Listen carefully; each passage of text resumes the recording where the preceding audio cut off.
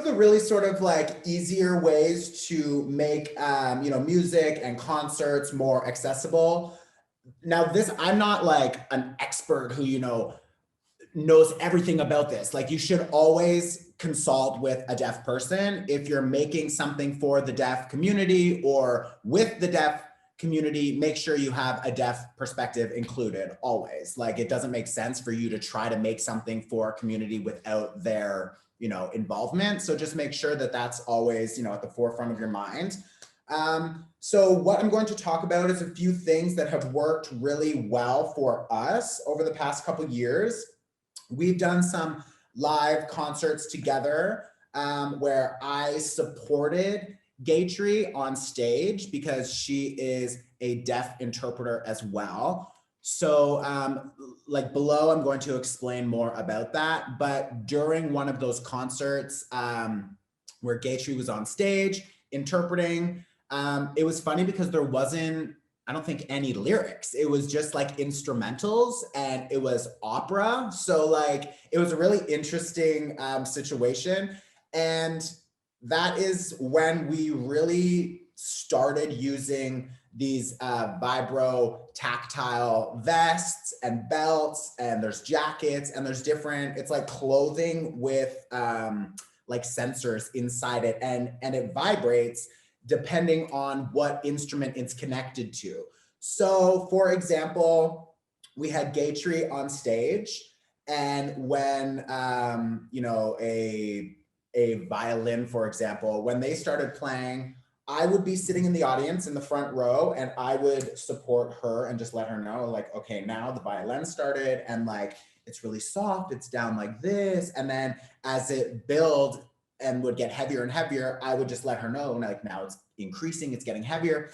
So she is kind of like making music more visual with her hands, with her body language, with her movement.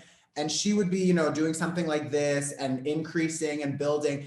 And while that's happening, the violinist actually had like a Bluetooth device that was connected where you would connect like an amp, and that device would sync up with a belt or gloves or a jacket or whatever the people in the front row were wearing.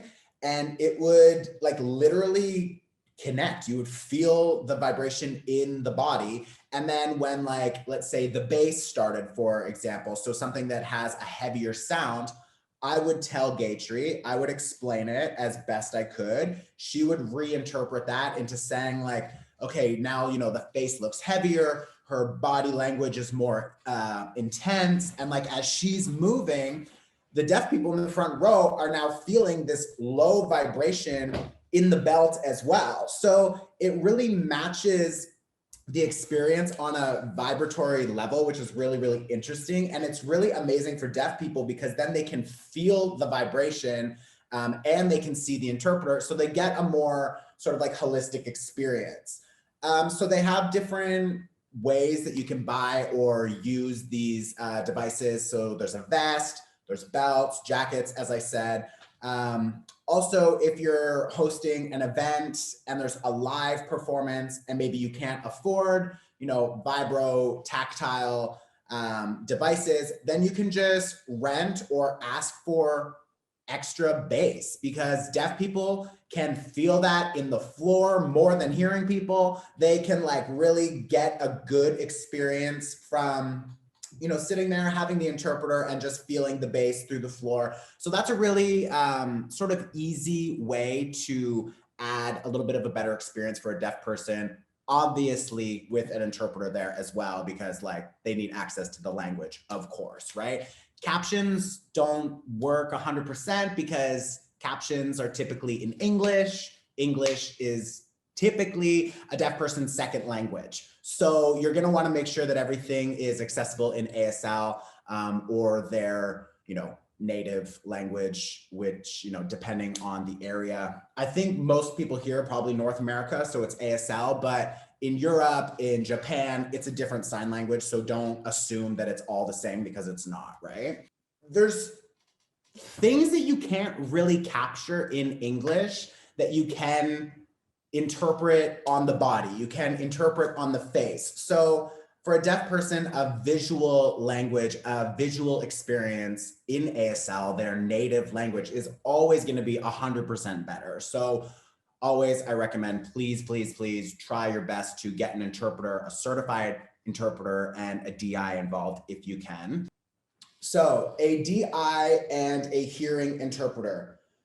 So I am a hearing interpreter. I was born hearing. I started learning ASL maybe at age 15. I've gone through training, of course. I'm certified. I've worked in the deaf community for over like 12 years. I've been involved in the deaf community for over 15 years. So like I have a lot of experience. And yeah, I feel confident accepting work and working as a professional interpreter. That's great. But when you're working with a deaf interpreter, it takes it up a notch, because a deaf interpreter, they have all of that cultural understanding. They have all of that, all the nuances from the language.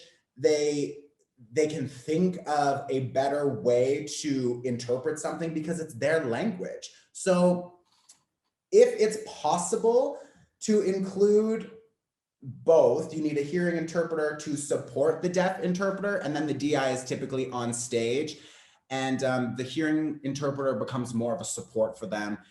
It's also really nice to have deaf representation on stage. So it's not only hearing people applauding other hearing people for using a language that for a very long time, deaf people were fighting to use on their own, but the governments or the systems were telling them, no, you can't use that. We're gonna force you to lip read. We're gonna force you to, speak or whatever. There's a really intense history there, culturally, linguistically. So for us to be on stage, sort of like getting all the attention for using another person's language, there's a little bit of a sticky situation there. I always would suggest hiring a deaf interpreter to be on your team, and it's just better for everyone, and it's more accessible. It really is.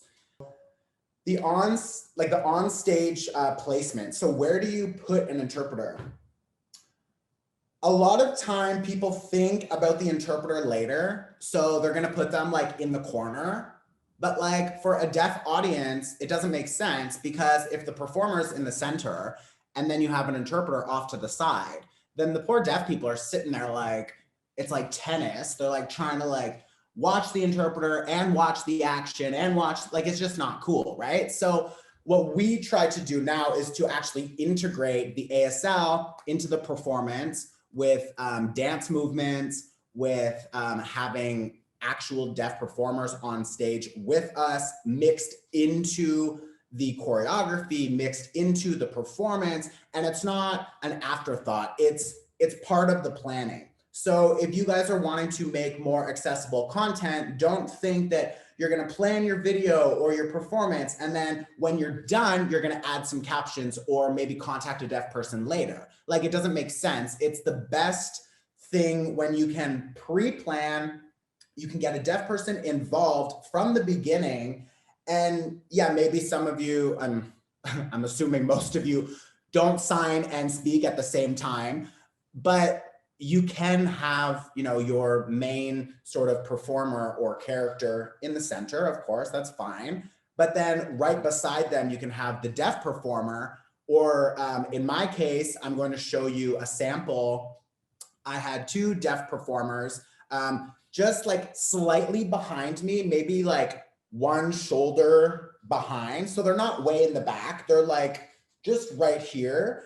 And first of all, we did that. Why? Because the stage was really small. It was like inside like a poetry slam. And the person who was running that was like, I saw you guys perform before and you have to come, like, please. So we went, but the stage was really small. Normally it would be, the performer in the center and then the deaf person beside them, and hopefully a second one on the other side. And then it doesn't matter where the deaf audience is, they have access, on the left side of the stage or on the right side of the stage.